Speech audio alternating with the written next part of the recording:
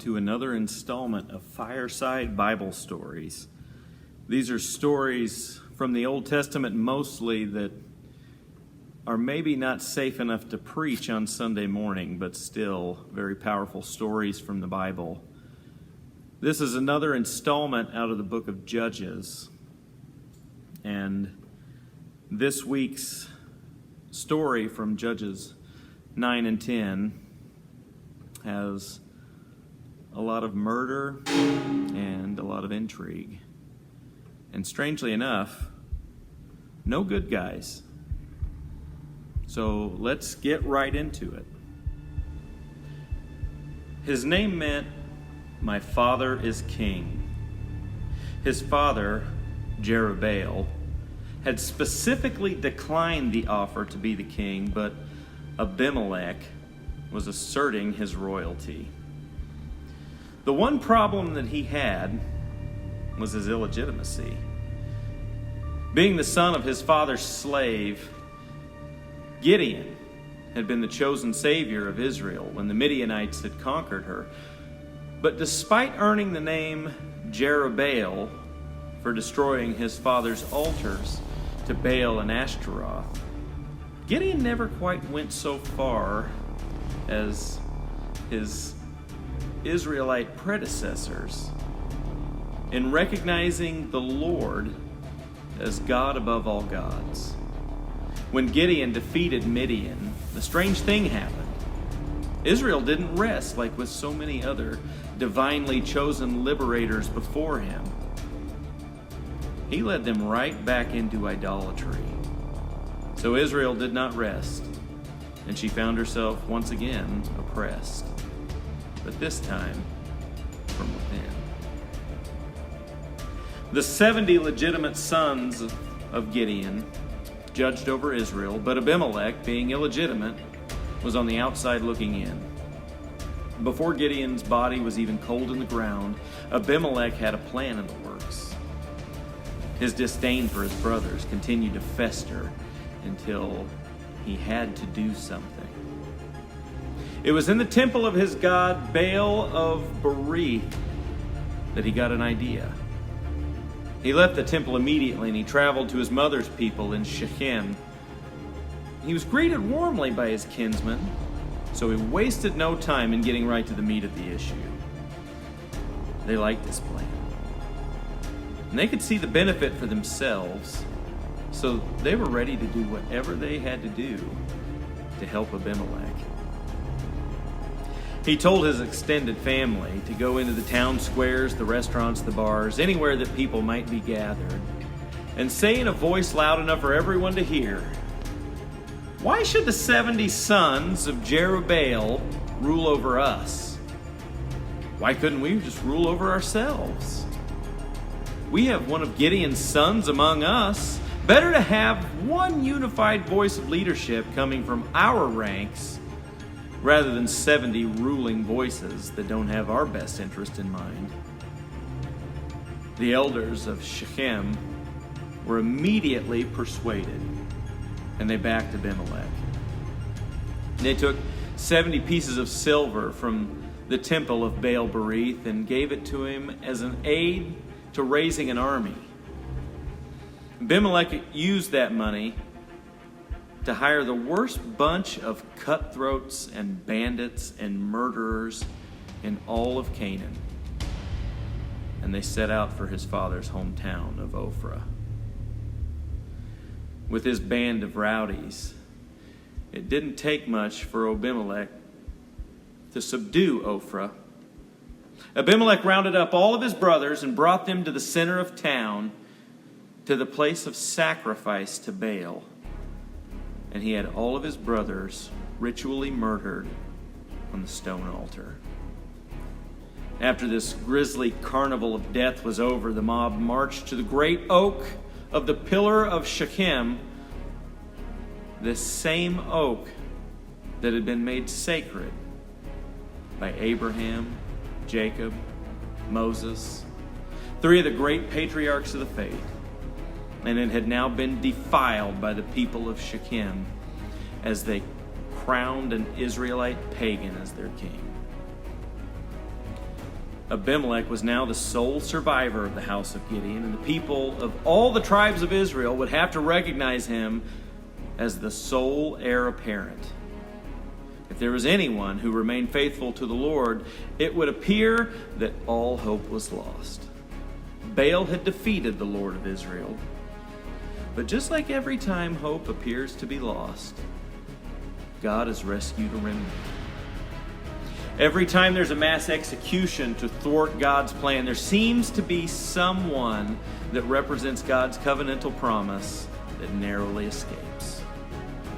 Some mother who sacrifices herself for her child, or an old priest or prophet who safely hides God's chosen vessel away. All of Gideon's legitimate sons were dead. Or were they?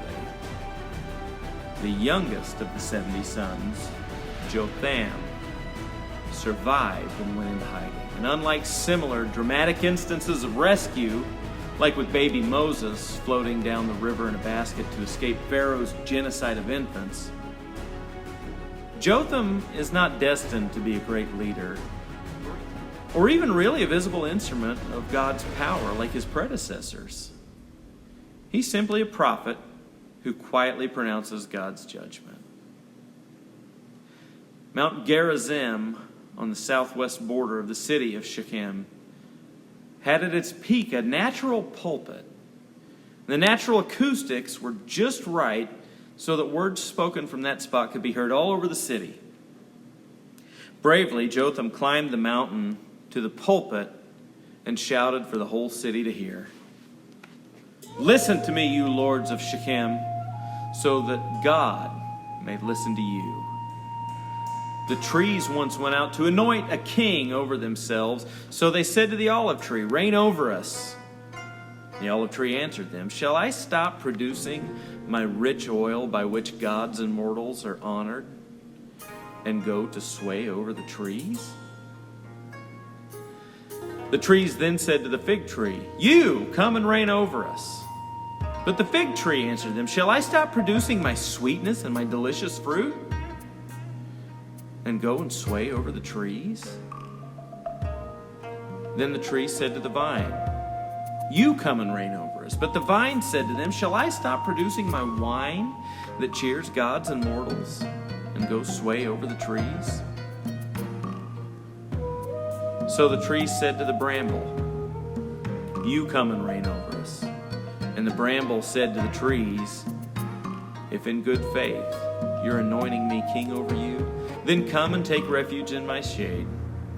But if not, let fire come out of the bramble and devour the cedars of Lebanon.' Jotham continued, 'Now therefore, if you acted in good faith and honor when you made Abimelech king, and if you've dealt with Jerubbaal and his house, and have done to him as his actions deserved, for my father fought for you, and he risked his life and rescued you from the hand of Midian. But you've risen up against my father's house. You've killed his sons, 70 men on one stone, and have made Abimelech, the son of his slave woman, king over the lords of Shechem, because he's your kinsman. If, I say, you have acted in good faith and honor with Jerubbaal and with his house on this day, then rejoice in Abimelech, and let him also rejoice in you. But if not, let fire come from out of Abimelech and devour the lords of Shechem and Beth Millo, and let fire come from out of the lords of Shechem and Beth Millo and devour Abimelech as well.' After speaking this prophetic psalm of judgment on the people of Shechem, Jotham fled for his life. With Jotham's flight, Abimelech had effectively removed all of his opposition to the throne. All of his brothers were, for all practical purposes, dead. With no opposition, he assumed the newly established throne over Israel. But God is vengeful, and he was not going to let the macabre deaths of Abimelech's brothers go unpunished. And in the 3rd year of his reign, God sent a spirit of discord between Abimelech and the elders of Shechem.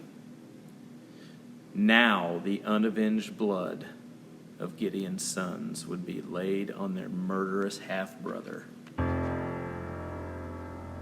and also on the elders of Shechem, who gave him the military and financial strength to carry out his ghastly act. It started off with the elders of Shechem setting ambushes on the high places, the places where the people went to offer sacrifice to the pagan gods. They robbed all who passed, more out of spite for Abimelech than anything. The leader of this group of bandits, a man named Gaal, after many successful robberies, moved to the city of Shechem amid great fanfare. The people ate and drank in the temple of Baal, and they celebrated their new hero, all the while openly ridiculing Abimelech. "Who is this Abimelech that we should serve him?" they shouted. "Did Gideon not serve the ruler of Shechem?" Gaal responded, drunkenly musing, "If these people were my command, I'd remove Abimelech, and I'd march right up to his gates and say, 'Come out and fight me, you son of a motherless goat. And you better increase your army.'" Whether by political expediency or out of necessity, Gideon's commander, a man named Zebul, had thrown in with Abimelech. He assumed the role of double agent in the employ of Gaal, and Gaal's drunken boasting infuriated him. He sent word to Abimelech immediately. He told his king, "Gaal is stirring Shechem against you. You need to nip this. Gather your men and go by night and lay in wait outside the city, and at first light we'll rush the city. They won't stand a chance." The next morning, Gaal amassed his troops to march on Abimelech. And as they began their march to challenge the king, they reached the city gates of Shechem, where Gaal saw a sight that made his blood run cold. He saw a dark shadow descending down the mountain, headed right for him. In a panicky voice, he pointed out the shadow of death to Zebul, who was riding next to him. "Where is your boast now, Mr. Tough Guy?" Gaal and his goons were driven out of Shechem that day, but Abimelech wasn't done yet. The next day, as the people of Shechem came out to work in the fields, Abimelech took 3 companies of soldiers and slaughtered the people at their work. He razed the city to the ground and salted the fields so that nothing would ever grow there again. In the fields, as the bodies were still burning, while the elders who had brought this city to destruction by their greed and selfish ambition were trying to figure out a way to save their own skin, they all hid in the mighty tower of Shechem. Wrong move. When Abimelech found out where they were, he very deliberately chopped down a tree, chopped the wood into a bundle, and he coldly instructed all of his men to do the same and to follow him. They very methodically set the tower of Shechem on fire, with the elders and surviving residents inside. About 1,000 men and women died in that tower. But Abimelech still wasn't done. He went from Shechem to Thebez, because they also conspired against him, and as luck would have it, Thebez had a mighty tower, just like Shechem. And all the people of the city sought refuge there, just like in Shechem. This almost seemed too easy for Abimelech. Again, he coldly instructed his men to burn down the tower with the people inside. But this tower had a large rooftop area where some people were gathered as the fire was lit. Maybe Abimelech would have the added pleasure of watching some of these people jump to their deaths before the fire got them. He moved to put the last bundle of wood symbolically on the fire, and everything went wrong. A defiant woman on the rooftop picked up a millstone as he came near. It made a sickening thud as Abimelech's bare head was crushed. This was the ultimate insult. Abimelech had been killed by a woman. One of his men tried to stab him so that the fatal blow would be dealt by a soldier, but it was too late. God had smited all the people that were responsible for the death of Gideon's sons. It was the day of judgment for Abimelech and the people of Shechem. On them came the curse of Jotham, son of Jerubbaal.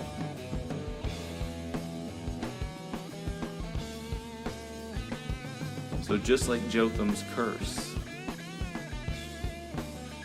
the people of Shechem had brought an end to Abimelech, and Abimelech had brought an end to the people of Shechem. In the vacuum that was created after Abimelech's death, other men rose to fill the role of judge in Israel. Men named Tola and Jair rose up after Abimelech's demise and judged Israel for a time. But notice, there's no mention that Israel rested.